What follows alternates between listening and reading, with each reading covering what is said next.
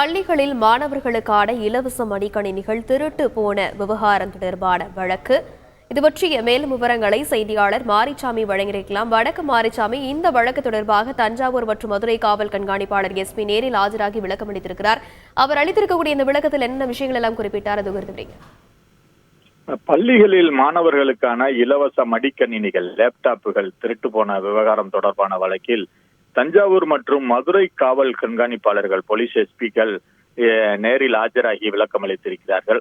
அவர்கள் தமிழ்நாடு முழுவதும் இதுவரை 140 பள்ளிகளில் லேப்டாப் திருடு போனதாக வழக்கு பதிவு செய்யப்பட்டிருப்பதாக காவல்துறை தரப்பில் அவர்கள் தகவல் தெரிவித்திருக்கிறார்கள். மேலும் ஏழை மாணவர்களுக்கு பயனுள்ள திட்டமான இந்த இலவச மடிக்கணினி திட்டத்தை இனிவரும் காலங்களிலாவது முறையான செயல்படுத்த வேண்டும் என உயர்நீதிமன்ற மதுரை கிளையின் நீதிபதி கருத்து தெரிவித்திருக்கிறார். இந்த வழக்கின் பின்னணி பார்த்தோமால் தஞ்சாவூரைச் சேர்ந்த சசிகலா ராணி, மதுரையைச் சேர்ந்த கலைச்செல்வி ஆகியோர் அரசு தலைமை ஆசிரியர்களாக பணியாற்றி வருகிறார்கள்.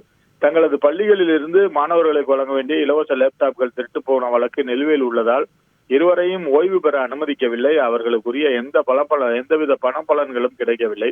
இதனால் தங்களை ஓய்வு பெற அனுமதித்து ஓய்வூதியம் உள்ளிட்ட பணப்பலன்களை வழங்குமாறு உத்தரவிடக் கோரி தனித்தனியே உயர்நீதிமன்ற மதுரை கிளையில் மனு தாக்கல் செய்திருக்கிறார்கள்.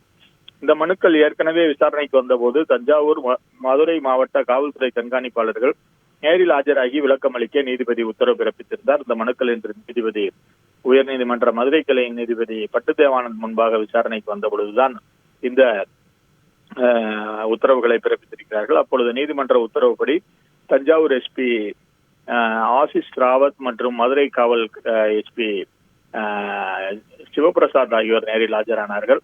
தொடர்ந்து அரசு தரப்பு வழக்கறிஞர் ஆஜராகி பேசுகையில், தமிழ்நாடு முழுவதும் இதுவரை 140 பள்ளிகளில் லேப்டாப் திருடு போனதாக புகார் கொடுக்கப்பட்டு வழக்கு பதிவு செய்யப்பட்டிருக்கிறது. விசாரணை நடைபெற்றுக் கொண்டிருக்கிறது. தஞ்சாவூரில் 2 பேர் கைது செய்யப்பட்டிருக்கிறார்கள். மதுரையில் திருடு போன நபர்களை கண்டறியவில்லை, வழக்கு முடிக்கப்பட்டுள்ளது என தெரிவித்துள்ளார். மேலும் 59 தலைமை ஆசிரியர்கள் மீதான புகார்களில் அவர்களே பணம் செலுத்தி உள்ளதாக வாதிடப்பட்டது. இதனை பதிவு செய்து கொண்ட நீதிபதி, ஏழை மாணவர்களுக்கு பயனுள்ள திட்டமான இந்த இலவச மடிக்கணினி திட்டத்தை இனிவரும் காலங்களிலாவது முறையாக செயல்படுத்த வேண்டும். பள்ளி மாணவர்களுக்கு வழங்கும் இலவச லேப்டாப்களை இனிமேல் நவீன முறையில் திருடு போனால் கண்டறியும் வகையில் தொழில்நுட்ப வசதியோடு கொடுக்க அரசு முயற்சிக்க வேண்டும். பள்ளிகளில் இலவச லேப்டாப்புகள் திருடு போன வழக்குகளில் தீவிர நடவடிக்கையை காவல்துறையும் பள்ளிக்கல்வித்துறையும் மேற்கொள்ள வேண்டும். இந்த வழக்கில் பள்ளிக்கல்வித்துறை அதிகாரிகளும் காவல்துறையும் செயல்படாமல் ஆழ்ந்த உறக்கத்தில் இருக்கிறார்கள். பள்ளிக்கல்வித்துறை அதிகாரிகள் குளிரூட்டப்பட்ட AC அறையில் அமர்ந்து கொண்டு தலைமை ஆசிரியர்களுக்கும் ஆசிரியர்களுக்கும் கூடுதல் பணிச்சுமை கொடுப்பதை நீதிமன்றம் ஏற்றுக்கொள்ளாது. மேலும் லேப்டாப் திருட்டு வழக்குகளில் தலைமை ஆசிரியர்களை குற்றவாளிகள் போல சித்தரித்தால் கல்வித்துறை மீதான மக்களின் பார்வை தவறாக மாறிவிடும். திருட்டு போன லேப்டாப்புகளை அறிவியல் பூர்வமாக கண்டறிவது குறித்து விவரங்களை காவல்துறைக்கு வழங்க வேண்டும் என கூறி வழக்கை விசாரணைக்காக வரும் ஜனவரி 4ஆம் தேதிக்கு ஒத்திவைத்து உத்தரவிட்டிருக்கிறார் நீதிபதி.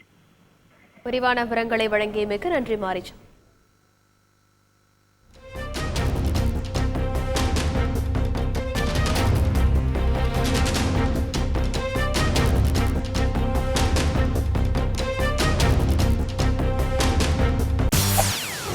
செய்திகளை உடனுக்குடன் தெரிந்து கொள்ள உடனே சப்ஸ்கிரைப் பண்ணுங்க.